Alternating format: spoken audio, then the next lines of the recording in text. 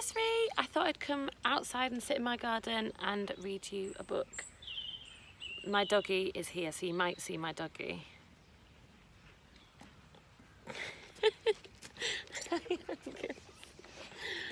I'm gonna say hi to nursery. Okay, so the book we're gonna read today is A Squash and a Squeeze by Julia Donaldson and Axel Scheffler.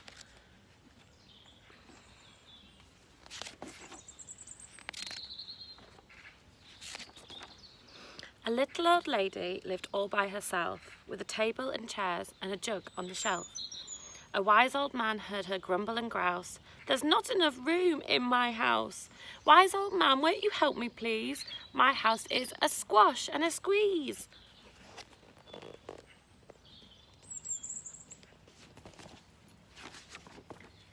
"Take in your hen," said the wise old man.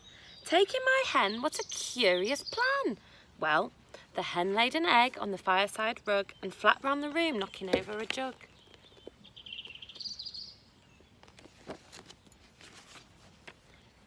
The little old lady cried, "What shall I do? It was pokey for one and it's tiny for two. My nose has a tickle and there's no room to sneeze. My house is a squash and a squeeze." And she said, "Wise old man, won't you help me please? My house is a squash and a squeeze."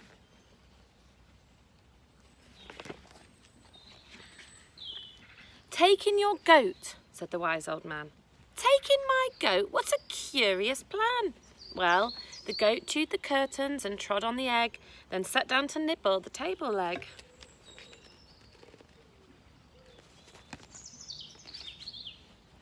The little old lady cried, "Glory be, it was tiny for two and it's titchy for three. The hen pecks the goat and the goat's got fleas.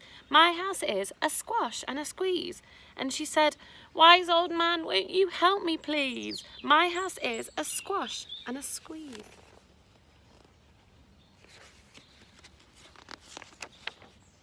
"Take in your pig," said the wise old man. "Take in my pig? What a curious plan." So she took in her pig, who kept chasing the hen and raiding the larder again and again. My favourite is a pig. I don't know if I would like to live with a pig though. Do you think you would? The little old lady cried, "Stop, I implore. It was titchy for three and it's teeny for four. Even the pig in the larder agrees. My house is a squash and a squeeze." And she said, "Wise old man, won't you help me please? My house is a squash and a squeeze."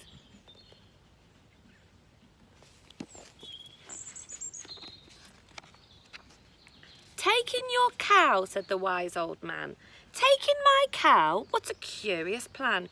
Well, the cow took one look and charged straight at the pig, then jumped on the table and tapped out a jig. I know somebody who loves cows. Do you think you'd like to live with a cow? I'm not sure I would, but maybe that person who loves cows might want to live with a cow. The little old lady cried, "Heavens alive! It was teeny for four and it's weeny for five. I'm tearing my hair out. I'm down on my knees. My house is a squash and a squeeze."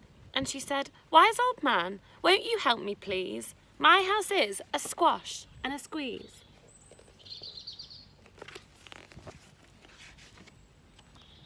"Take them all out," said the wise old man, "but then I'll be back where I first began." So she opened the window and out flew the hen. "That's better, at last I can sneeze again." She shooed out the goat and she shoved out the pig. My house is beginning to feel pretty big.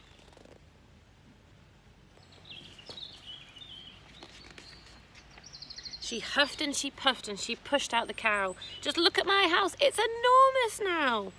"Thank you, old man, for the work you have done. It was weeny for five, it's gigantic for one. There's no need to grumble and there's no need to grouse. There's plenty of room in my house."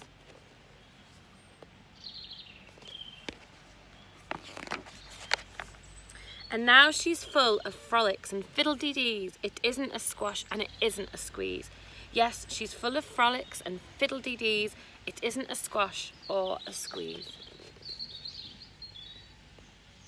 How do you think the little old lady's feeling here? Do you think you could draw me a picture of how you think this lady is feeling? and put it on tapestry for me to have a look at. And look, there are the pictures of the animals. We've got the cow, the goat, the pig and the hen, and then it goes all over again. Maybe you could draw me some animals as well. I'd love to see your pictures on tapestry, and I'll see you all later. Bye, nursery!